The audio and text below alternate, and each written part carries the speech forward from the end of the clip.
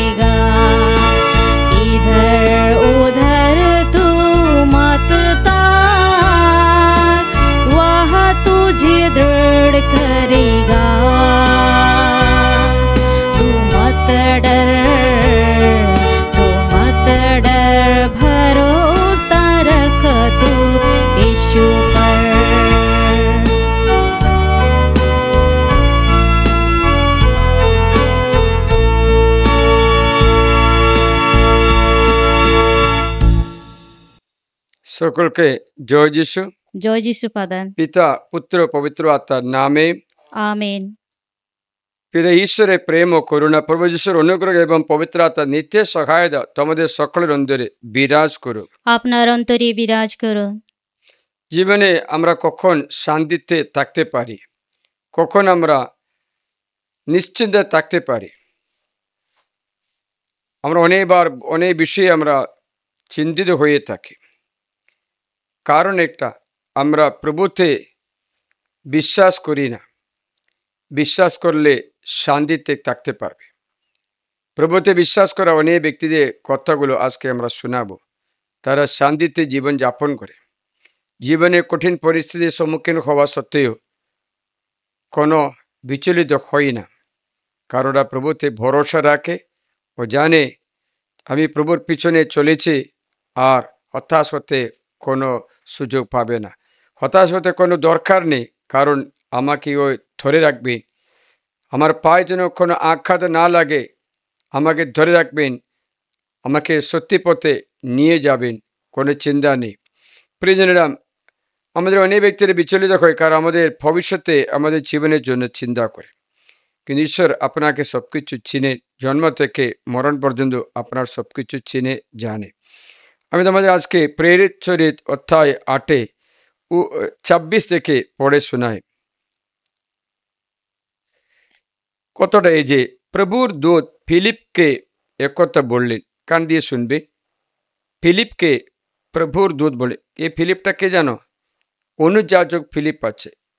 আমাদের প্রেরিত দূত ফিলিপ নয়, অনুযাজক ফিলিপ, যে 7 জনকে ওরা বেছে নিল প্রভুর সেবা করতে, ওদের মধ্যে একজন। সেই ফিলিপকে ঈশ্বর বলেছেন, উঠো, যে পথ জেরুসালেম থেকে গাজা শহরের দিকে নেমে গেছে সে পথ ধরে দক্ষিণ দিকে যাও। পথটা জনশূন্য। ঈশ্বর রাস্তা শিখিয়ে দিয়েছে। কোথায় যেতে বলেছেন? ওই শহর জেরুসালেম থেকে গাজা শহরের দিকে নেমে গেছে সেই পথের ধরে দক্ষিণ দিকে যাও। পথটা জনশূন্য আছে। কারণটা কি জানো? কারণ শুনবে। তিনি উঠে রওনা হলেন, আর দেখো একজন ইথিওপীয় জেরুসালেমে তীর্থ করতে গিয়েছিলেন। তিনি ছিলেন কান্তাকের অর্থাৎ ইথিওপিয়ার রানীর একজন উচ্চপদস্থ কঞ্চুকি। তার সমস্ত ধনাগারে অধ্যক্ষ। সেই সময়ে তিনি ফিরে আসছিলেন এবং রথে বসে নবী ইসাইয়ার পুস্তক পড়েছিলেন। ঈশ্বর দেখেছে, ঈশ্বর দেখেছে, এই ইথিওপিয়া কঞ্চুকিকে দেখেছে, সে কোথায় যাচ্ছে। ঈশ্বর সব কিছু জেনে ফিলিপকে বললেন, তুমি ওই রাস্তায় ধরে ওর পিছনে যাও। আতা ফিলিপকে বলেন, ও রথের কাছে এগিয়ে যাও, সে রথের সঙ্গে সঙ্গে চলো। ফিলিপ দৌড় দিয়ে কাছে গিয়ে শুনতে পেলেন তিনি নবী ইসাইয়ার পুস্তক পড়ছেন। ফিলিপ বললেন, আপনি যা পড়ছেন তা কি বুঝতে পারছেন? তিনি উত্তর দিলেন, কেউ আমাকে বুঝিয়ে না দিলে আমি কেমন করে বুঝতে সক্ষম হয়ে উঠব? আর তিনি ফিলিপকে নিজের কাছে উঠে বসতে অনুরোধ করলেন। শাস্ত্রে এই বচন তিনি পড়েছিলেন, তাই যে তিনি ছিলেন জবাইখানায় চালিত মেষ শাবকের মতো লোম কাটিয়ে সামনে মেষ শাবকের যেমন নীরব থাকে, তেমনি তিনি মুখ খুললেন না। তার অবমাননায় তিনি ন্যায় বিচার থেকে বঞ্চিত হলেন, কিন্তু তার বংশধরদের কাহিনী কেই বা বর্ণনা করতে পারবে? কেননা তার জীবন পৃথিবী থেকে উচ্ছেদ করা হলো। ফিলিপকে উদ্দেশ্য করে কঞ্চুকি বললেন, আপনার দোহাই, নবী কার বিষয়ে কথা বলছেন, নিজের বিষয়ে না অন্য কারো বিষয়ে? তখন ফিলিপ শাস্ত্রে সেই বচন থেকে শুরু করে তার কাছে যিশুর শুভ সংবাদ প্রচার করতে লাগলেন। তাহলে ঈশ্বরের ইচ্ছাটা কি? এই কঞ্চুকি যেন ঈশ্বরের বাণী পড়ছে, তার আগ্রহ আছে খ্রিস্ট যিশুকে চিনতে। সেই জন্য ঈশ্বর ফিলিপকে বলেন, ওর কাছে যাও। মানে হচ্ছে এই কঞ্চুকির যাওয়া আসা, জেরুসালেমে যাওয়া, প্রার্থনা, ফিরে যাওয়া, বাইবেল পড়া, সবটা দেখেছেন। দেখে ওই কঞ্চুকিকে ঈশ্বর সাহায্য করছেন। কাকে পাঠিয়ে? ফিলিপকে পাঠিয়ে। পথে যেতে যেতে যিশুর কাছে কথাটা বলে দিলেন। কঞ্চুকি বললেন, এই যে এখানে জল আছে, আমার বাপ্তিস্ম গ্রহণের বাধা কি? তিনি রথে থামাতে বললেন, আর ফিলিপ ও কঞ্চুকি দুজনে জলের মধ্যে নামলেন এবং ফিলিপ তাকে বাপ্তিস্ম দিলেন। তারা জল থেকে উঠে এলে প্রভুর আত্মা ফিলিপকে তুলে নিয়ে গেলেন, আর সেই কঞ্চুকি তাকে আর দেখতে পেলেন না। তিনি আনন্দিত মনে নিচে পথে গিয়ে চললেন। দেখেছিলেন ঈশ্বর তোমাকে চিনেন, সবকিছু জানেন, তোমার ভবিষ্যৎ জানেন, সবকিছু জানে। ঈশ্বর আমাদের ব্যবস্থা করবেন, ঈশ্বর আমাদের ব্যবস্থা করবে। He knows every nook and corner of your life. সবকিছু জানে। ঈশ্বর তোমাকে বাঁচাতে চাইছে। আমি স্মরণ করছি কয়েক বছর আগে যখন রিট্রিট শুরু হয়েছে, আমার প্রথমে কারিশমারি প্রার্থনায় আসার সময়, ব্যাঙ্গালোরে কাজ করার সময়, একটা সিস্টার আমার কাছে আসলো, একটা মেয়ে আমার কাছে আসলো। সে মেয়ে এসে বললেন, আমি নার্সিং পড়াশোনা করছি, 2 বিষয়ে ব্যাক পেয়েছি, আপনি প্রার্থনা করলে আমার ঠিক হয়ে যাবে। বললাম, প্রার্থনা করব। প্রার্থনা করতে আমি যে হাত উঠালাম, প্রভু যিশু বলেছেন, ওকে প্রার্থনা করে আশ্রয় দেবে না। ব্যাপারটা কি?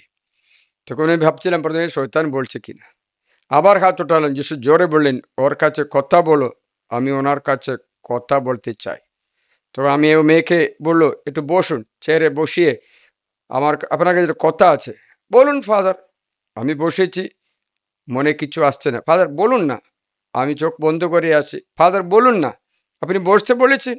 তখন ঈশ্বর বলেছেন আমার মুখে, তোমার বাড়িতে 4 জন আছে, তোমার একটা বোন সিস্টার হওয়ার জন্য কনভেন্টে আছে, তোমার এই বোন কান্নাডা এক্সাম 4 বার ফেল করেছে বলে সিস্টার তাকে বাড়ি পাঠাচ্ছে, তোমার 2টো বিষয়ে ব্যাক করেছি, তুমি এখন আশ্রয় নিতে আসছো, কিন্তু 4 বছর ধরে তুমি একটা খারাপ সম্পর্কে জড়িয়ে আছো। সে সম্পর্ক তুমি ছাড়া, ও ছাড়া কেউ তৃতীয় ব্যক্তি জানে না। এই খারাপ সম্পর্কের ফলে তুমি পাপ করে বেড়াচ্ছ, শরীর নষ্ট করে বেড়াচ্ছ। তোমাকে আশীর্বাদ দিলেও তুমি রক্ষা করতে পারবে না যদি না পাপ স্বীকার করো, যদি না এই সম্পর্ক খাটো। তখন সে মেয়ে আমার সামনে খেমে যেতে শুরু করলো। আপনি কি করে জানতে পেরেছেন এই সব কিছু? কে আপনাকে বলেছে? আমি চুপ করলাম, বললাম এই সম্পর্ক না কাটায় প্রভুর আশীর্বাদে রক্ষা করতে পারবে না। প্রভু তো আমাকে দু বিষয়ে ফেল করতে দিয়েছেন, কিসের জন্য? এই মুহূর্তের জন্য, তোমাকে পরিত্রাণ করার জন্য। তুমি তোমার পথ ফেরাও, না তো তুমিও বিনাশে যাবে, তুমিও নরকে যাবে। কারণ এই সম্পর্ক তোমার সর্বনাশের দিকে নিয়ে চলে, অনুগ্রহের দিকে নয়। সে তখন ও সম্পর্ক কেটে দিল। অনেক কষ্ট ছিল কাটতে। বললাম কাটতেই হবে, না তো হবে না। তুমি তো অন্য ধরনের একটা ব্যক্তি, ওর সঙ্গে সম্পর্ক রাখা নয়। এই তো ঈশ্বরে মনোনীত একজন, তার জন্য করতে পারবে না, ছেড়ে দাও। সে ছেড়ে দিল। ছেড়ে দেওয়ার পরে বললাম এখন তুমি রিভ্যালুয়েশন দাও, তুমি আর পরীক্ষা লিখতে হবে না, তো ফার্স্ট ডিভিশনটা পাস হয়ে গেছে। সে রিভ্যালুয়েশন দিল, ফার্স্ট ডিভিশনে পাস হয়ে গেছে, ঈশ্বরকে ধন্যবাদ জানিয়েছে। কিন্তু কড়া সম্পর্ক কেটে দিল। মানে এখনটা ঘটনা কি? যিশু ও মেয়েকে চিনে ওকে রক্ষা করতে অনেকবার চেষ্টা করলো, কিন্তু পারছে না। কারণ সেই মেয়ে কখনো প্রভুর কথা শুনবে না। সেই পাপের পথে ডুবে গেছে। তা পরীক্ষা ফেল হয়েছে, মনে শান্তি নেই, একাগ্রতা নেই, পড়াশোনা করতে ইচ্ছা নেই, কোনো মতো সুখ নেই, এত রাগ করছে, স্বভাবটা আস্তে আস্তে আস্তে নষ্ট হয়ে যাচ্ছে। তখন ঈশ্বর আমাকে বললেন ওনাকে আশ্রয় দিতে নেই, ওর সাথে কথা বল। মানে হচ্ছে ফিলিপকে যেই রূপে ঈশ্বর বলেছিলেন তুমি ওই রাস্তায় নিয়ে চলো, সেই রাস্তায় জেরুজালেমে গাছা যাচ্ছে, ওতে দক্ষিণ দিকে চলো, সেখানে একটা ব্যক্তিকে দেখতে পাবে, আর কেউ নেই, কুঞ্চুগি একজন কান্তকের রানীর উচ্চ কর্মচারী, তাদের ধনাগারের অধ্যক্ষ, তার কাছে কথা বলে। কারণ সে অনেক বছর ধরে জেরুজালেমে আসছে, প্রার্থনা করছে, তার মন পরিবর্তন হয়েছে, তাকে বাপ্তিস্ম করে দাও। তা ফিলিপ গেল, বাপ্তিস্ম করলো। তারপরে কি হয়েছে জানো? কিন্তু ফিলিপ হঠাৎ অযথা আসে দেখা দিলেন। তিনি শহরে শহরে ঘুরে শুভ সমাজ প্রচার করতে লাগলেন। শেষে সিজারিয়াতে এসে উপস্থিত হলেন।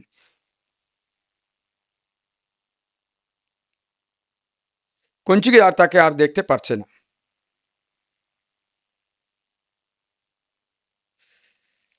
আর তারা জল থেকে উঠে এলে প্রভুর আত্মা ফিলিপকে তুলে নিয়ে গেলেন, আর সে কুঞ্চুকি তাকে আর দেখতে পেলেন না, কিন্তু বাপ্তিস্ম গ্রহণ করেছে।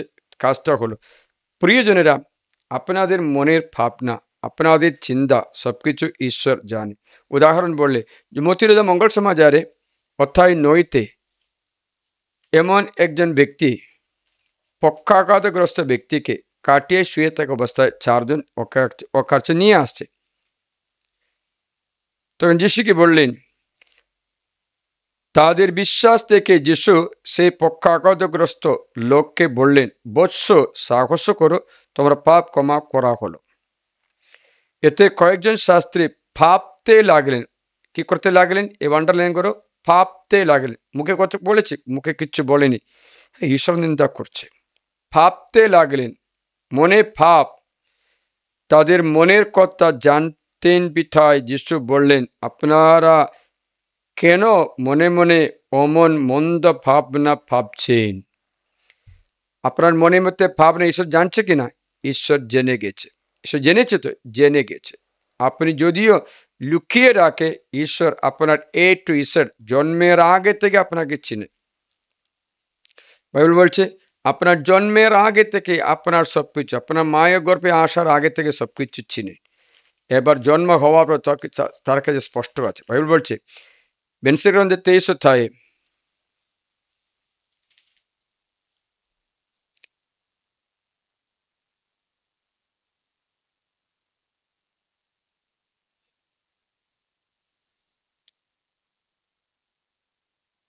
দেখো, 23 অধ্যায়ে আমি তোমার বলে শুনছি, 19 থেকে শোনাচ্ছে।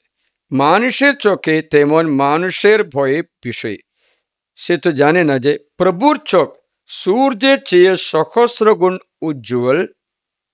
প্রভুর চোখ মানুষের সকল কাজ দেখতে পায়। মানুষের সকল কাজ দেখতে পায়, এ টু ইসেড, জন্ম থেকে মৃত্যু পর্যন্ত সবকিছু দেখতে পায়। গুপ্ততম স্থানও ভেদ করতে পারে, কোনো গুপ্ততম স্থান নেই, গোপনে করলেও প্রভু ওটা জানে। সৃষ্ট হওয়ার আগে, আপনাকে জন্ম দেওয়ার আগে সবকিছু তার কাছে জ্ঞাত ছিল, সম্পন্ন হওয়ার পরেও জ্ঞাত রয়েছে। মানে যে সবকিছু ঈশ্বর জানে, জন্মের আগে জানেন, জন্মের পরে জানেন, ঘরে থাকার সময় জানেন, মাটি দেওয়ার পর্যন্ত জানে, সবকিছু জন্মের পরেও মরণের পরে সবকিছু ঈশ্বর জানে।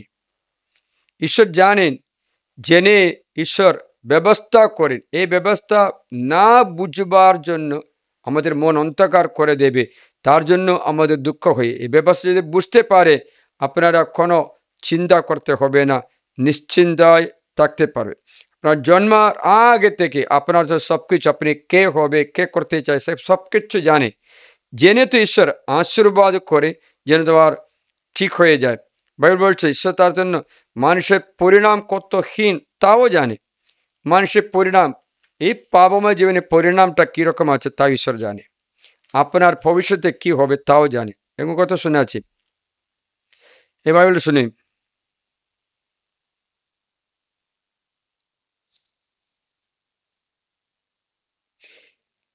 বেনসির 18:12 থেকে, তিনি তো দেখেন ও জানেন তাদের পরিণাম কেমন হীন, এই জন্য নিজের করুণা তত মহান করেন।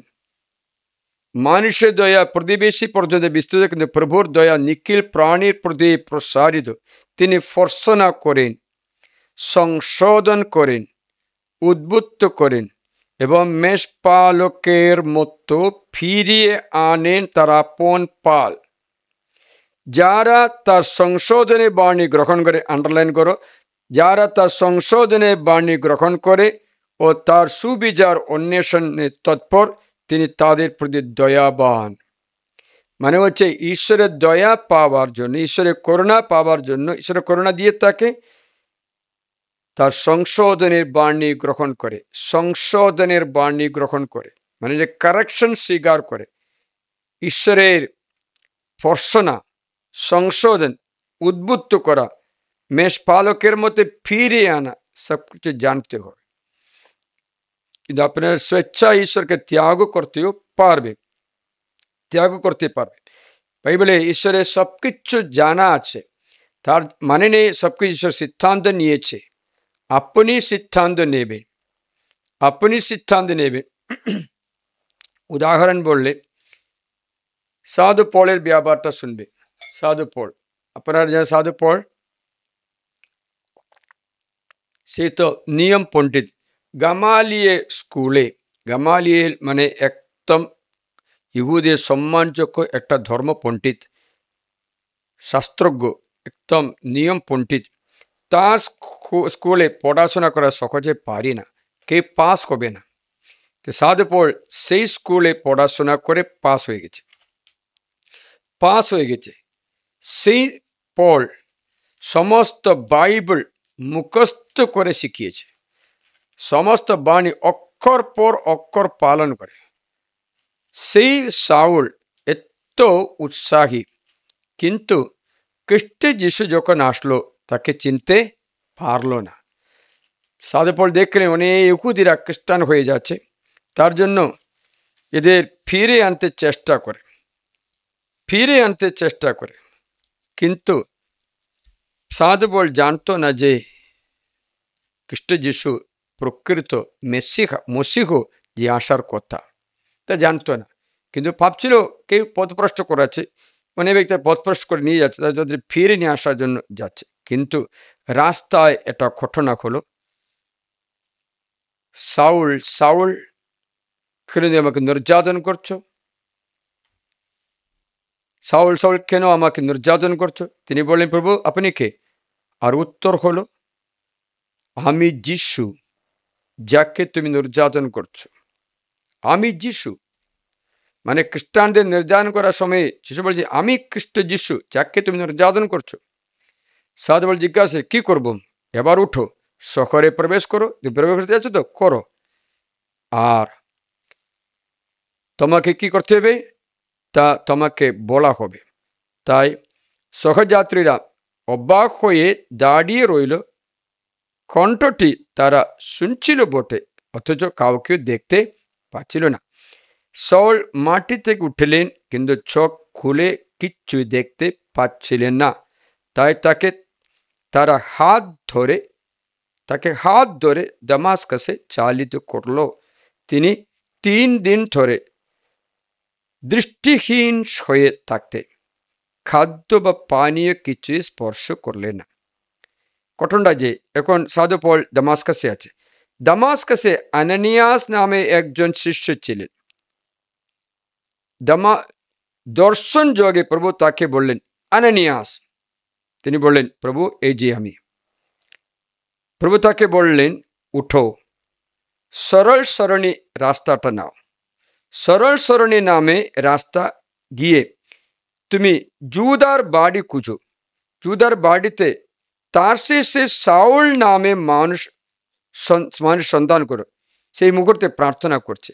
ও সমস্ত ঠিকানা, বাড়ির নাম, রাস্তার নাম, ব্যক্তির নাম সব গিয়ে দিচ্ছে। তাই কি করে ঈশ্বর সব কিছু জানেন বলো?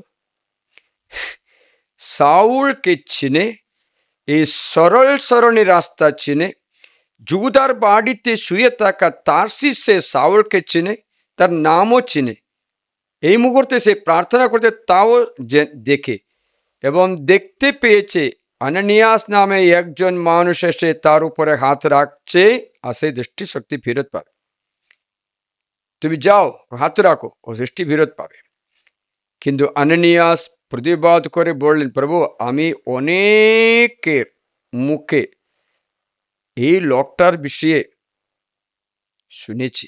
সেই জেরুসালেমে তোমাদের পবিত্রজনদের কত ক্ষতি না করেছে। তাছাড়া যত লোক তার নাম করে তাদের সকল গ্রেপ্তার করার জন্য প্রধান যাজকের কাছ থেকে ক্ষমতা পেয়েছে। প্রভু তাকে বললেন, তুমি যাও, কারণ জাতিগুলোর ও রাজ্যদের এবং ইসরায়েল সন্তানদের সাক্ষাতে আমার নামের পক্ষে কৈফিয়ত দেবার উদ্দেশ্যে সে আমার মনোনীত পাত্র। সে মনোনীত পাত্র।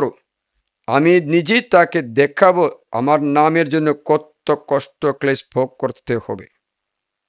শুনছিলে? তা সাধু পলের ভবিষ্যৎটা আনানিয়াসকে জানিয়ে দিয়েছে। আনানিয়াস গিয়েছে, সবকিছু জানে, ঈশ্বর সবকিছু জানে। তোমার আশীর্বাদের রাস্তা তোমারই হাতেই রয়েছে।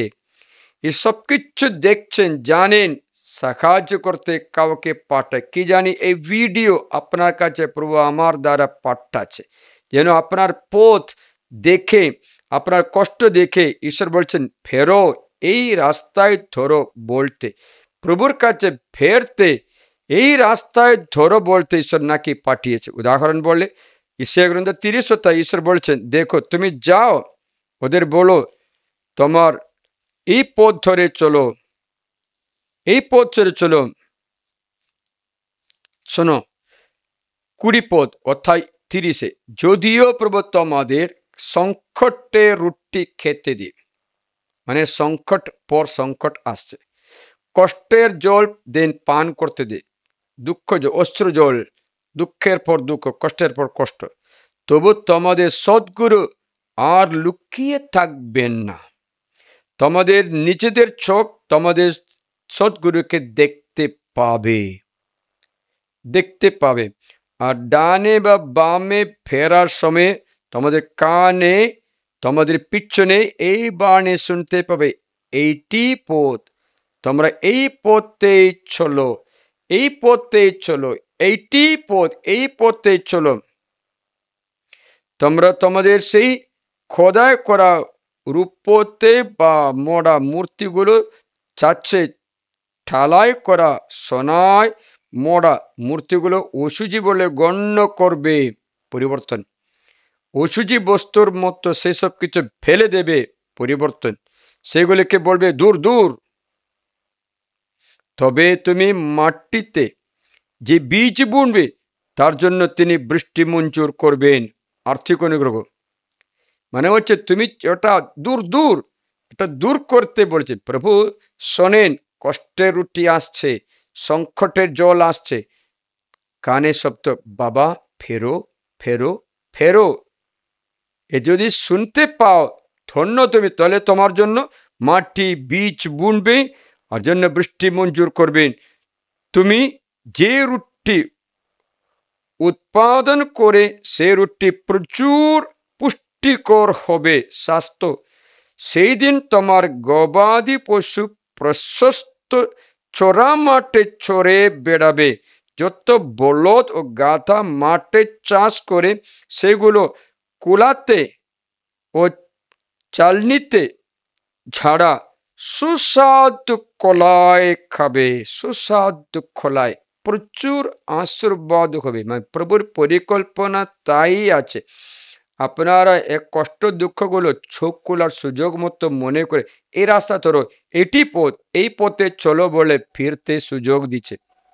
ধন্য দ্বারা সে আওয়াজ শুনতে পায়, ধন্য দ্বারা সে পথে ফিরতে পারে, ধন্য দ্বারা এই সরণী রাস্তা নিতে পারে। এই জেরুসালেম যে গাধা ব্যক্তিকে এই ফিলিপেকে বললে তুমি যাও, ওকে উদ্বুদ্ধ করে দাও। ধন্য তারা, তার উদ্বোধনের বাণী, সংশোধনের বাণী, উদ্বুদ্ধ করা বাণী ও শুনে নিচের প্রভুর দিকে আসে, তাহলে সুস্বাদু খোলায় খাবে। যে মহা হত্যাকাণ্ডের দিন যত দুর্যোগে পতন হবে, দুর্গের পতন হবে, সেদিন প্রত্যেকটি উচ্চ পর্বতে, প্রত্যেকটি উচ্চ উপপর্বতে জলস্রোত খাদ নদী হবে।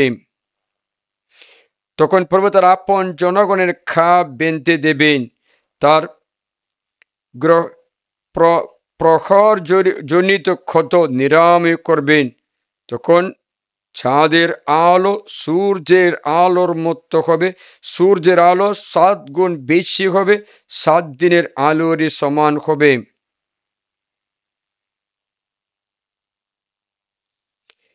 এত সুস্বাদু খাদ্য কাকে সকলকে, পুরোহিত সকলকে আনন্দ করবে। এত আশীর্বাদ, কারণ পরিকল্পনা ঠিক আছে কিন্তু পথটা ঠিক না। ঈশ্বর আশীর্বাদের রাস্তায় আছে কিন্তু রাস্তা তুমি পাল্টে গেছো। তাহলে হচ্ছে ঈশ্বর সবকিছু জানে, তুমি এটা করবে, এটাই করছো, জেনে গেলাম, তবুও প্রভু তোমার স্বাধীনতা দিয়ে অপেক্ষা করছে, তুমি ফিরে আসতেও পারে।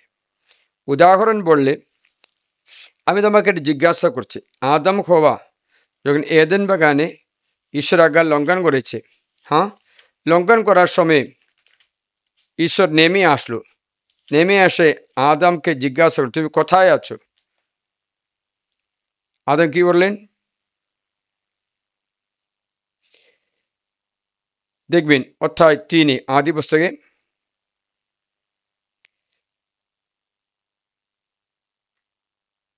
আট থেকে শুনি। পরে মানুষ ও তার স্ত্রী প্রভুর পরমেশ্বরের চলাচলের সাড়া পেল। তিনি দিনে স্নিগ্ধ বাতাসে বাগানের মধ্যে হেঁটে বেড়াচ্ছিলেন। তখন প্রভু পরমেশ্বরের সামনে থেকে তারা বাগানে গাছপালার মধ্যে নিজেকে লুকালো। কিন্তু প্রভু পরমেশ্বর মানুষকে ডাকলেন, তাকে বললেন তুমি কোথায় আছো?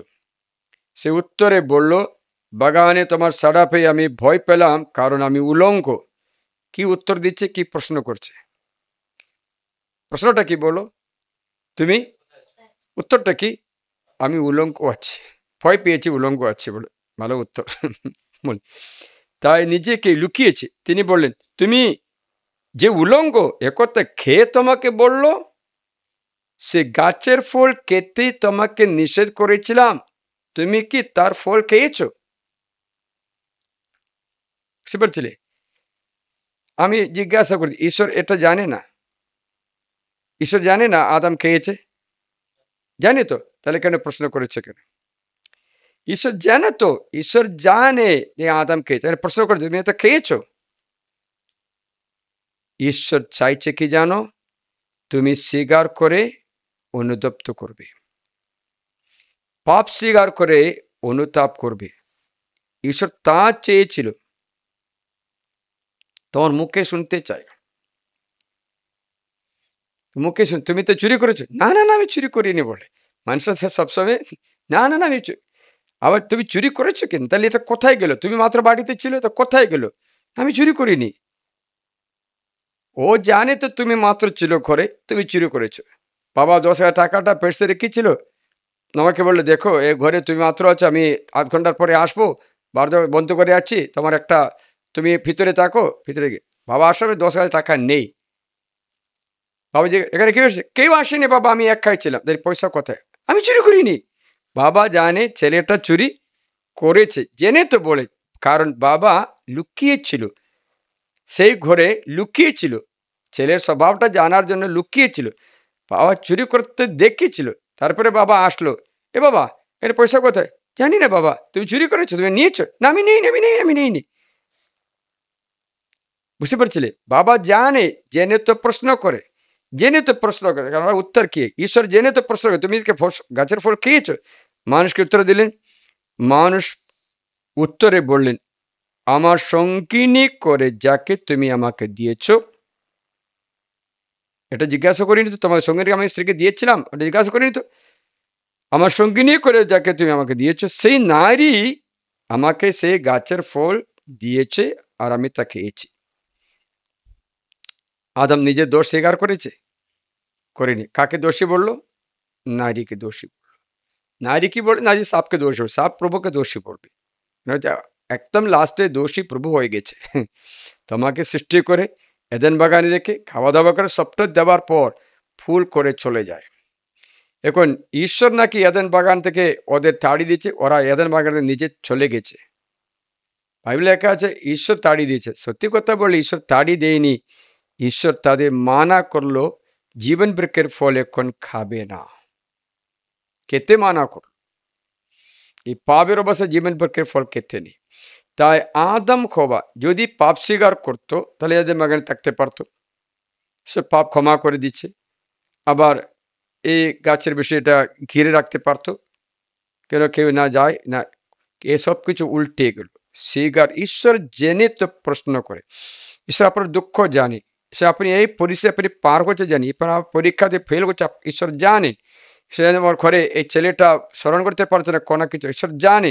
সে জানে তোমার মেয়েটা প্রশ্নের মধ্যে আছে, ঈশ্বর জানেন তোমার প্রার্থনাটা পূর্ণ হচ্ছে, ঈশ্বর জানেন তোমার বন্ধু আসছে, ঈশ্বর জানেন। জেনে তো এ পরিস্থিতি অনুমতি দিয়েছে। তাহলে ঈশ্বরের ইচ্ছা যে তুমি ফিরে আসো, মন পরিবর্তন করে ফিরে আসো, তার আশীর্বাদ আবার নাও, আবার পেতে পারো। হারানে ছেলে বাড়িতে চলে যাবো, বাবা জানে তো, জেনেছিল। সমাজে ভাগ করে দিয়েছে তো, দিয়েছে। ছেলে চলে গেছে তো, চলে গেছে। বাবা জানে তো, জানে। বাবা জানে ছেলে কষ্ট হবে, তাও জানে। বাবা জানে ছেলে শুক্রে করে পৌঁছে যাবে, তাও জানে। বাবা মানা করে না কেন? তোমার ফ্রিডম আছে, তোমার ফ্রিডম আছে, তুমি কখনো ফিরতে পারো, কখনো ফিরতে পারো। ফিরলে আবার ঈশ্বর ফিরবে। তুমি ফিরো, তুমি ফিরো, তুমি স্বেচ্ছায় চলে গেছিলে, স্বেচ্ছায় ফিরে আসো। আমি কৃপা দেবো, ফিরতে কৃপা আমি দেবো, ফিরে আসো। তুমি ফিরে আসতে হবে, কৃপা আমি দিচ্ছি, কিন্তু তুমি ফিরে আসতেই হবে। মালাকি রন্ধে 3:7 পত্র শুনবে, লেখা আছে কি শুনবে, তোমাদের পিতৃপুরুষের সময় থেকে তোমরা আমার বিধিগুলো থেকে সরে পড়েছো, তা পালন করি। আমার কাছে ফিরে এসো, আমিও তোমাদের কাছে ফিরে আসবো। বুঝতে পারছো? তুমি আমার কাছে ফিরে আসো। তুমি তো চলে গেছো, আমি চলে যাইনি তো। হারানো ছেলে বাবা চলে গেছে, বাবা চলে যায়নি তো, ছেলে চলে গেছে। ছেলে কি চলে ফিরে আসো, ফিরে আসুন। বাবা কি করলেন? বাবাও ফিরে আসলো, বাবা ছেলের কাছে ফিরলো, মানে হচ্ছে পুনরায় আশীর্বাদ লাভ করে। তাই ঈশ্বর তোমাকে আহ্বান জানে, নিরাশা করতে হবে না। এই কষ্টের মধ্যে তুমি বিশ্বস্ত থাকো, প্রভুর সঙ্গে বিশ্বস্ত থাকো। দাউদের জীবনে, দাউদ যখন 17 বছরে হলো, রাজা হয়ে গেল, কিন্তু 20 বছর আর রাজা হতে পারি না। কারণ সাউল রাজা ছিল, সাউল থেকে অত্যাচার করলো, সাউল থেকে ধরে মেরে ফেলতে চেষ্টা করলো। সবকিছু ঈশ্বর জানে, জেনে তো দাউদকে অভিষিক্ত করেছে, কিন্তু সঙ্গে সঙ্গে সাউলকে মেরে ফেলেনি। কারণ ঈশ্বরের ইচ্ছা তা নেই। ঈশ্বরের ইচ্ছা সাউল যেন মন পরিবর্তন করে, অপেক্ষা করলো, পরিবর্তন করে না। আবার সাউল পাপ করে চলে, কেন দাউদকে পদবি দেয় না? সাউল বেঁচে আছে, সাউলের মৃত্যু ঘটবার পর্যন্ত ঈশ্বর অপেক্ষা করছে। এই পর্যন্ত সময় দিয়েছে, আপনি পরিবর্তন করতে ফিরে আসতে পারেন, নাহলে দাউলের মতো মৃত্যু হয়ে নরকে যেতে পারে। প্রিয়জনরা, 20 বছর নাকি দাউদ অপেক্ষা করলো। ও সময়ের মধ্যে দাউদের বারবার পালিয়ে যেতে হলো, বিজাতি দেশে, ফিলিস্তিন দেশে পালিয়ে যেতে হলো। বারবার তার প্রাণে মারতে সাউল চেষ্টা করলো, তীর দিয়ে মেরে ফেলতে, গুলি দিয়ে মেরে ওইটা তলোয়ার দিয়ে মেরে ফেলতে, জুতে পাটি মেরে ফেলতে, অনেক অনেক পরিশ্রম করলো, কিচ্ছুতে সাকসেস হয়নি। লাস্টে কি হলো, সাউল নিচে একটু গুণিকের কাছে গিয়ে পরামর্শ নিয়ে পরদিন যুদ্ধে গেল, যুদ্ধে মারা গেল। দেখেছিলে, ঈশ্বর জানে এই পরিস্থিতি দাউদের হবে, দাউদ চিন্তিত হয় না। দাউদ বিশ্বস্ত থাকলো, এক সময়ও আসবে আমার উদ্ধার হবে, শান্তিতে থাকে। জোসেফের কথা, জোসেফ স্বপ্ন দেখলো, স্বপ্ন বললো, বাবা রাগ করলো, ভাইরা রাগ করলো, তুমি কি রাজা হবে, আমাদের কর্তৃত্ব করবে, তাকে অত্যাচার করলো। অত্যাচার করে জোসেফের কোনো চিন্তা নেই, কারণ স্বপ্ন পূর্ণ হবে, কারণ স্বপ্ন দেবে ঈশ্বর বিশ্বস্ত আছে, আমার ভবিষ্যৎ মঙ্গল হবে। এই রোগ ব্যাধি এখন আমার মরণের জন্য নয়, এটা আমাদের সংশোধনের জন্য হবে, আমি এটা থেকে উদ্ধার করব। আর যদিও এই রোগে মরে যায়, আমি অনন্ত জীবন পাবই, আমার পার্থিব জীবনে আমার পাপ মুছে যাবে, আমার কোনো অসুবিধা হবে না, কারণ ঈশ্বর আমাকে মনোনীত করেছে। যা জোসেফ বললে আমাকে মনোনীত করেছে, তাহলে আমার মঙ্গল তো হবে। কিন্তু অনেক বছর অমঙ্গল মাত্র ছিল। জোসেফ বিক্রি করা হল 13 বছর বয়স থেকে মনে হচ্ছে 30 বছর বয়স পর্যন্ত 70 বছর জোসেফের কষ্ট ছিল। 70 বছর, 17 years of sufferings, at the end উদ্ধার পেয়েছে। মানে হচ্ছে এই আশা, এই ভরসা, আমি উদ্ধার পাবো, কিন্তু আমি বিশ্বস্ত থাকবো, আমার জন্য বিশ্বস্ততা দরকার, বিশ্বস্ত থাকলে আমি উদ্ধার পাবই। এই আশা আজকে আমি শিক্ষাতে চেষ্টা করছি। এই আশা, আজকের কষ্ট দূর হবে, কিন্তু আমি বিশ্বস্ত থাকবে। দেখবেন ঈশ্বর বাণী শুনবে, রোমিও 8:28, আর আমরা তো জানি, বলো আমরা তো জানি, যারা ঈশ্বরকে ভালোবাসে, প্রথম ব্যবস্থা কি, ঈশ্বরকে ভালোবাসে। মানে হচ্ছে ঈশ্বরকে ভালোবাসে মানে কি, কে বলতে, ঈশ্বরকে ভালোবাসে মানে কি? হ্যাঁ, তাই ঈশ্বরকে ভালোবাসা মানে মুখে যিশু আমি তো ভালোবাসি, আমি তোমাকে ভালোবাসি, আমি তোমাকে ভালোবাসি বলে না। ঈশ্বরকে ভালোবাসা মানে যখন 14 অধ্যায় 15 পদ, যারা তোমরা যদি আমাকে ভালোবাসো, যখন 14-15 বলো, তোমরা যদি আমাকে ভালোবাসো তাহলে আমাকে বলো, তাহলে আমার আজ্ঞাগুলো পালন করবে, তাহলে আমার আজ্ঞাগুলো পালন করবে। তোমরা যদি আমাকে ভালোবাসো, তোমরা যদি আমাকে ভালোবাসো, তাহলে আমার আজ্ঞাগুলি পালন করবে, তাহলে আমার আজ্ঞাগুলি পালন করবে। ঈশ্বরকে ভালোবাসা মানে কি, আজ্ঞাগুলি পালন করা। পালন করা মানে হচ্ছে তুমি কি করতে, তুমি আজ্ঞাগুলি পালন করে, বাকিটা কি দেখা শুনছো, শুনবে। আর আমি পিতাকে অনুরোধ করব এবং তিনি অপর একজন সহায়ক তোমাদের দেবেন, আর সেই সহায়ক চিরকাল ধরে তোমাদের সঙ্গে থাকবে। মানে পবিত্র আত্মাকে পাবো, ঈশ্বরের কৃপা লাভ করব, এবং পিতা পুত্র পাবো, তোমার তিনজনে এসে বসবে। আবার বলছেন, ঈশ্বর বলছেন, তোমরা যদি আমাকে ভালোবাসো তাহলে আমার আজ্ঞাগুলি পালন করবে। পালন না করে,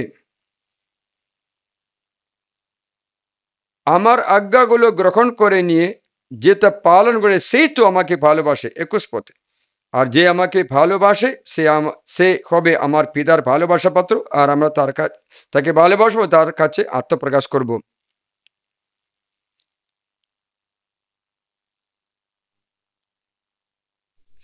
একদম কি ঠিক। এখন বাণীটা শুনি, রোমিও 8:28, আর আমরা তো জানি যারা ঈশ্বরকে ভালোবাসে, তার সংকল্প অনুসারে যারা আহুত, সব কিছুই তাদের মঙ্গলের উদ্দেশ্যে কার্যকর হয়ে উঠবে, সব কিছুই মঙ্গল হবে।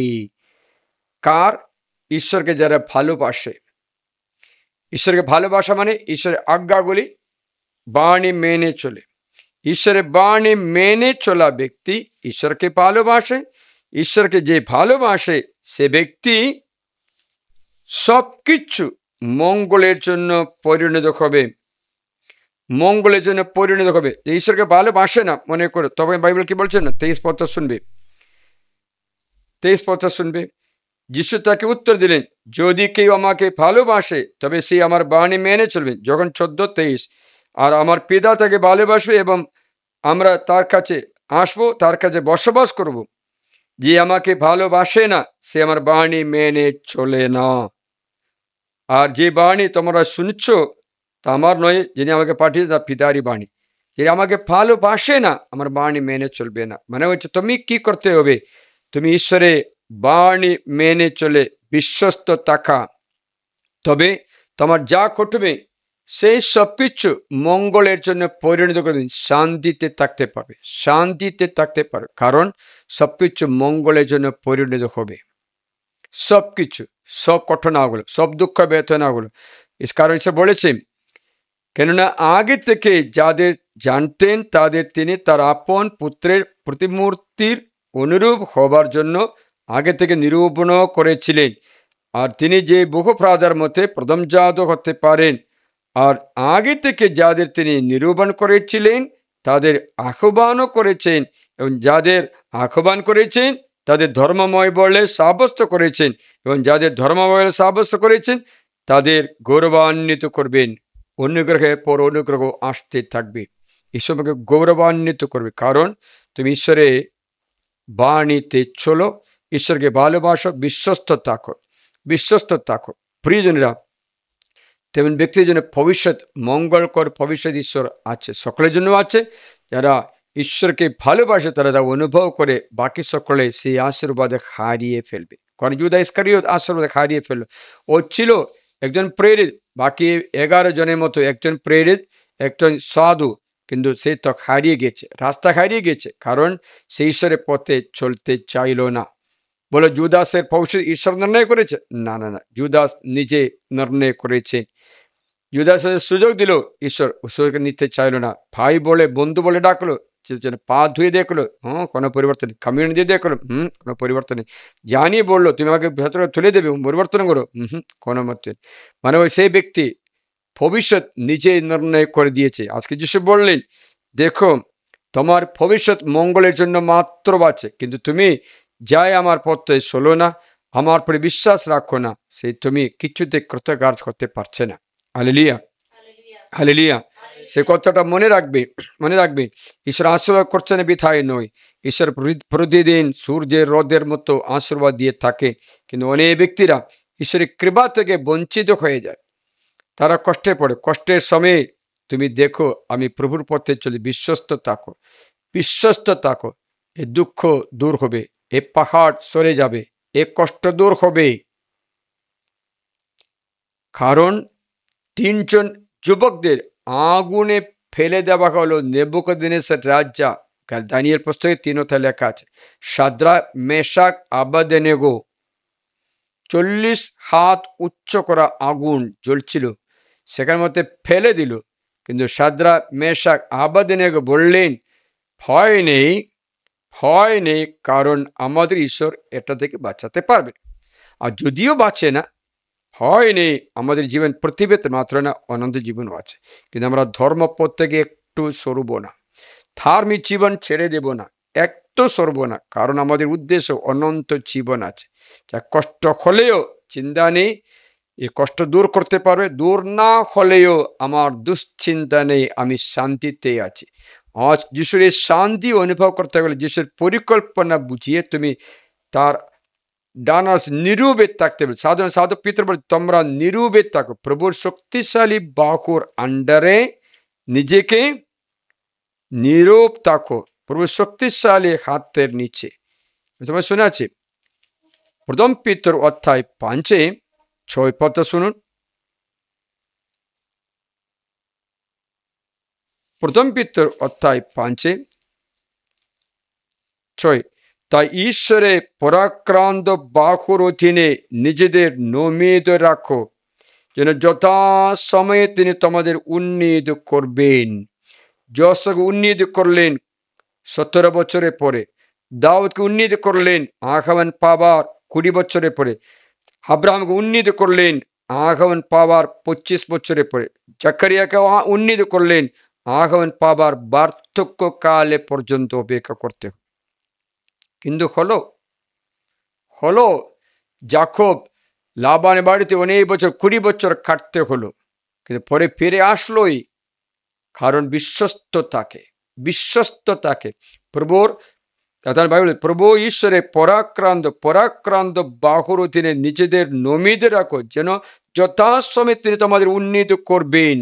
তোমাদের সমস্ত ভাবনা চিন্তার ভার তার উপরে ছেড়ে দাও, কারণ তিনি তোমাদের জন্য চিন্তা করবেন। সবকিছু ছেড়ে দিয়ে প্রভু তুমি চালু তো করো, তোমার ইচ্ছা পূর্ণ হোক, তোমার ইচ্ছা পূর্ণ হোক আমার জীবনে, তোমার ইচ্ছা পূর্ণ হোক, যা ইচ্ছা তুমি তাই করো, নমিত রাখো। তুই তা করতে পারো তাই করো প্রভু, কিন্তু আমি বিশ্বস্ত থাকবো, বিনীত থাকবো, প্রভুর সঙ্গে থাকবো। এই আশায় পরশেরকে আমরা প্রভুর আরাধনা করি।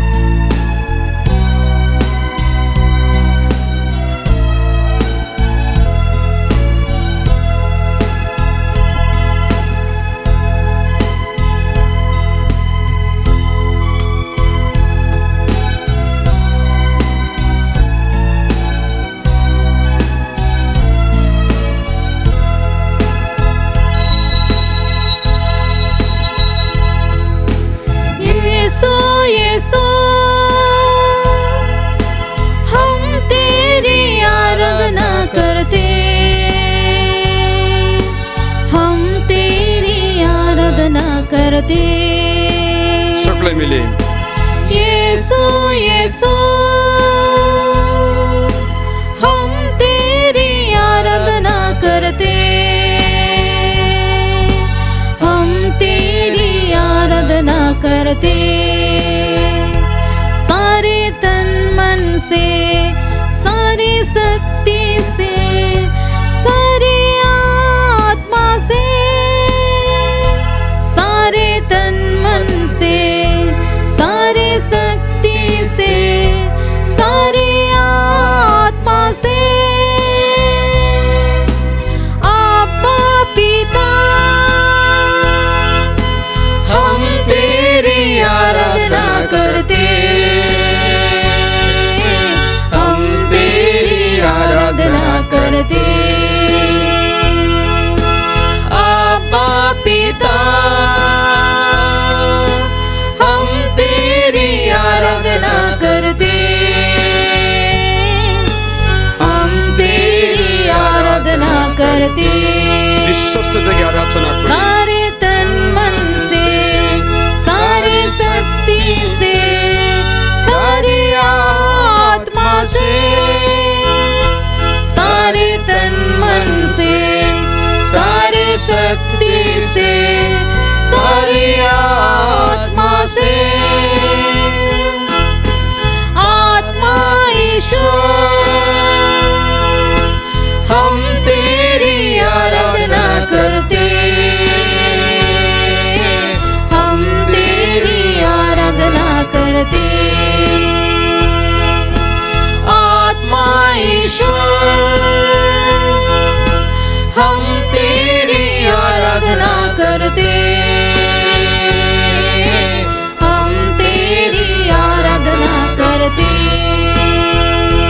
सारे तन मन से, सारे शक्ति से, सारी आत्मा से, सारे तन मन से, सारे शक्ति से, सारी आत्मा से, आराधना आराधना आराधना आराधना आराधना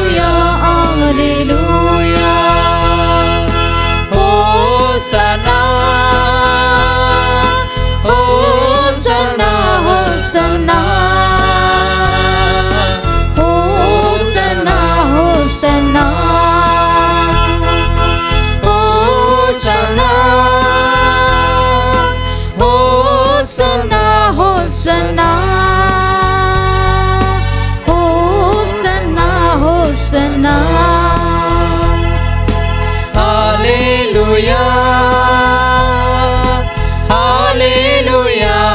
hallelujah, hallelujah, hallelujah. প্রিয়জনেরা, খ্রিস্ট যিশুর এই আহ্বান আমরা মনে প্রাণে মেনে নিতে পারি। আমি তোমাদের বলছি, নিনিভে নগরে বিনাশের দিন দেখে ঈশ্বর বলেছেন নিনিভের বিনাশ আসন্ন। জনাকে বলেন, জনা তুমি গিয়ে নিনিভে লোকদের সতর্ক করে দেখো, সতর্ক করো, সতর্ক করো। তখন জনা যেতে চাইল না। আপনারা জানেন জনা কি করেছে? জনা তারসিস থেকে চলে গেল।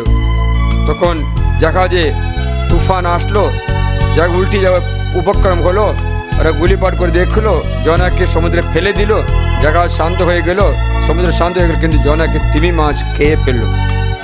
তারপরে জনা মাছের পেটে মরণ হওয়ার সময় জনার আত্মা প্রার্থনা করছে। তখন মাছ জনাকে নিনিভেতে উল্টি করে দেয়। তাই নিনিভে গিয়ে জনা বাণী প্রচার করে। আর 40 দিন বাকি, বিনাশ হবে। 40 দিন বাকি। তার নিনিভে সকলে মন পরিবর্তন হলো। রাজা কি বললেন যেন শুনবে? খবরটি নিনিভে রাজার কাছে পৌঁছলে তিনি সিংহাসন থেকে উঠে ও রাজসজ্জা খুলে চটের কাপড় পরলেন, ছায়ের উপরে বসলেন। পরে রাজার ও তার পরিষদের নিনিভেতে এক কথা ঘোষণা করা হলো, মানুষ ও পশু, গবাদি ও মেষচাক কেউই কিছু মুখে দেবে না, চড়ে বেড়াবে না, জল পান করবে না। মানুষ পশু চটের কাপড় পরে সমস্ত শক্তি দিয়ে পরমেশ্বরকে ডাকবে। প্রত্যেকে নিজ নিজ কুপথ ও হিংসার পথ ত্যাগ করুক। কি জানি পরমেশ্বর হয়তো মন ফেরাবেন এবং দয়া দেখিয়ে তার উজ্জ্বল জ্বলন্ত ক্রোধ প্রশমিত করবে। তাই কি হলো? এরা কুপথ ছেড়ে দিল, উপবাস করলো, প্রার্থনা করলো। সকলে আমরা একদম মরতে যাচ্ছি, খাওয়ার কি প্রয়োজন, ছোট বেটার কি প্রয়োজন? সবাই উপবাস করে প্রার্থনা করে। তা দেখে তারা কুপথ থেকে ত্যাগ করে প্রার্থনা করে। কি হলো জানো? পরমেশ্বর তাদের প্রচেষ্টা দেখলেন। তিনি দেখলেন যে তারা তাদের কুপথ ত্যাগ করেছিল। তাই তিনি তাদের প্রতি যে অমঙ্গ ঘটাবেন বলে হুমকি দিয়েছিলেন, সে বিষয়ে দয়াবোধ করে সেই অমঙ্গল ঘটলেন না। মানে হচ্ছে অমঙ্গল দূর হয়ে গেল। কারণ নিনিভে লোকেরা ঈশ্বরের কৃপা লাভ করলো, ঈশ্বরের অনুগ্রহ লাভ করলো। তারা কি করলেন? অমঙ্গল দূর করতে পেরে কি করে? মঙ্গল বেছে নিয়ে রাস্তা পাল্টে দিয়ে। তখন ঈশ্বর বলেছেন, দেখো 1,23,000 লোক বাস করা এই নিনিভেতে, 1,23,000 বাস করা এই নিনিভেতে কি করে আমি বিনাশ করব? তা নিনিভে অনুতাপ করলো, নিনিভে বেঁচে গেল। আবার আর একটা কথা বলে দিচ্ছি, ঈশ্বর একই রূপে নতুন নিয়মে জেরুসালেমের দিকে কথা বলে, জেরুসালেমের দিকে কথা বলে। কি বলেছেন? লুকা মঙ্গল 13 অধ্যায় 34 থেকে, হায় জেরুসালেম, জেরুসালেম, তুমি যে নবীদের মেরে ফেলো ও তোমার কাছে যারা প্রেরিত তাদের পাথর ছুঁড়ে মারো। মুরগি যেমন নিজের বাচ্চাদের ডানার নিচে জোড় করে, তেমনি আমিও কতবার তোমার সন্তানদের জোড় করতে ইচ্ছা করেছি, কিন্তু তোমরা সম্মত হলে না। দেখো তোমাদের গৃহের তোমাদের জন্য পড়ে থাকবে। আমি তোমাদের বলে রাখছি, তোমরা আমাকে আর দেখতে পাবে না, যতদিন না বলো যিনি প্রভুর নামে আসছেন তিনি ধন্য। তাই কি করলো? জেরুসালেমকে সতর্কবাণী বললো। আবার যিশু জেরুসালেমের দিকে খেন্দে ফেলে বললেন, ও জেরুসালেম, আজ তুমি জানতেন ঈশ্বরের আশীর্বাদ বাণী, আজ যদি জানতে পারেন। লুকা মঙ্গল 19 অধ্যায়ে 41 পথে আবার দেখো, এখন তিনি কাছে এলেন, তখন নগরী দেখে তার জন্য কাঁদলেন। তিনি বলে উঠলেন, হায় তুমিও যদি আজকের এই দিনে যা শান্তিজনক তা বুঝতে পারতে, কিন্তু এখন সেই সব তোমার দৃষ্টি থেকে লুকোনো রয়েছে, কারণ তোমার উপর এমন দিনগুলি এসে পড়ছে যখন তোমার শত্রুরা তোমাদের চারিদিকে অবরোধের বেষ্টনীতে বেঁধে রাখবে, তোমাকে ঘিরে ফেলবেন, তোমাকে সব দিক দিয়ে চেপে রাখবেন এবং তোমাকে তোমার মধ্যে তোমার যত সন্তানকে মাটিতে আছাড় মারবে। তোমাদের অন্তঃস্থলে পাত্রের উপরে পাত্র থাকতে দেবে না, কারণ তোমার কাছে ঐশ্ব আগমনের সময়টি তুমি চিনলে না। কারণটা কি? ঈশ্বরের অনুগ্রহে ঈশ্বরের যীশু খ্রিস্টকে চিনতে পারল না, তার জন্য তোমার জেরুসালেম তোমার শহর পুরা ভূমিসাৎ করা হবে বলেছিল। নিনিবে জোনার কথা শুনে মন পরিবর্তন করলো, বিনাশ হয় না। জেরুসালেম শহর যীশু কথা শুনে মন পরিবর্তন করলো না, বিনাশের দিকে চলে গেল। প্রিয়জন, আজকে আমাদের আহ্বান এটাই আছে, প্রভু আহ্বান এটাই করছে, তুমি আজ তার অনুগ্রহের পথ চিনতে যদি পারে কত খুশি হবে। তো তোমার প্রার্থনা এটা যেন না হয়, প্রভু আমার এই রোগ নিরাময় করো, আমার এই চাকরি দান করো, তুমি মন পরিবর্তন করো প্রভু, আমার এইটা করো, তা নয়। অনন্ত প্রার্থনা হবে, প্রভু তোমার ইচ্ছা মতো আমার মন পরিবর্তন করতে, give me the grace to transform myself. প্রভু আমাকে পরিবর্তন করতে আমাকে সাহায্য করো, আমি যেন তোমার ইচ্ছা মতো তোমাকে ভালোবাসতে আজ্ঞা পালন করতে, এই কথাটা প্রার্থনা করতে শুরু করো। তখন যা দরকার তা মিটিয়ে দেবেন। ঈশ্বরের রাজ্য তার ধর্মময় অন্বেষণ করো, বাকি সব কিছু তোমাদের দেওয়া হবে। যিশুর বাক্য মানে হচ্ছে তুমি বরং প্রার্থনা করো, প্রভু আমাকে তোমার পথ দেখাও, আমাকে তোমার পথে চলতে শেখাও, আমাকে প্রজ্ঞা দান করো, আমি যেন তোমাকে চিনতে পারে। জেরুসালেম আপনাকে চিনতে পারেনি, জেরুসালেম বিনাশে চলে গেল, আমি যেন তোমাকে চিনতে যেন পারে, তোর বাক্য মেনে তোমাকে ভালোবাসতে যেন পারে। এই প্রার্থনা রোজ করে যিশুর সঙ্গে থাকো, নমিত হো, পরাক্রান্ত বাহু নিচে নিজেকে নমিত করো, ঠিক সময়ে উদ্ধার পাবে। এটা আজকে ধর্ম শিক্ষার সার কথা। বিশ্বস্ত থেকে প্রভুর পথে চলে ব্যক্তি আজকের কষ্ট হলে কোনো চিন্তা নেই, শান্তিতে থাকতে পারবে, কারণ তোর অন্তরে পাপ নেই, তোর অন্তরে ঈশ্বর থাকবে, তোর অন্তরে প্রভু আছে। প্রভু তোমাকে এই পথে চলো, এই তো রাস্তা শিখিয়ে তোমাকে উদ্ধার করবে। জোসেফ সবসময় কারাগারে ছিল না, ও যেরমে সবসময় কারাগারে ছিল না, কারাগারে বারবার পড়তে দিলিও, কুয়োতে ফেলে দিলিও, জোসেফ কুয়োতে মরতে হলো না। ও যাকেও লাবান বাড়িতে সবসময় থাকতে দিল না। ও মনে রাখবেন তোমার উদ্ধারের সময় আজই, তো অনুগ্রহের সময় আজই। গ্রহণ করে নাও এই আশীর্বাদ, গ্রহণ করে নাও। আমরা প্রভুর আরাধনা করে আশীর্বাদ গ্রহণ করি।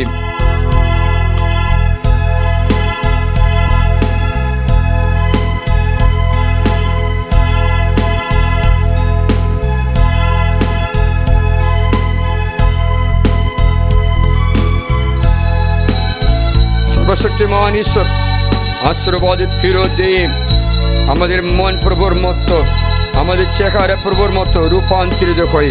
প্রভু তোমার ইচ্ছা পালন করতে শেখাও, তোর পথে চলতে শেখাও। আর কিছু চাই না প্রভু, তোমার পথে চলতে, তোমাকে বিশ্বাস করে বিশ্বস্ত থাকতে। ঠিক সময়ে আমার উন্নতি হবে, ঠিক সময়ে আমার উদ্ধার হবে, ঠিক সময় আমার প্রার্থনা সাড়া পাবে, ঠিক সময় তোমাকে উদ্ধার করবে, ঠিক সময় রাস্তা দেখে দিয়ে আশায় আজকে উদ্বুদ্ধ করে আশীর্বাদ করো পিতা পুত্র পবিত্র আত্মার নামে, आमीन। यीशु यीशु हम तेरी आराधना करते, हम तेरी आराधना करते। यीशु यीशु हम तेरी आराधना करते, हम तेरी आराधना करते।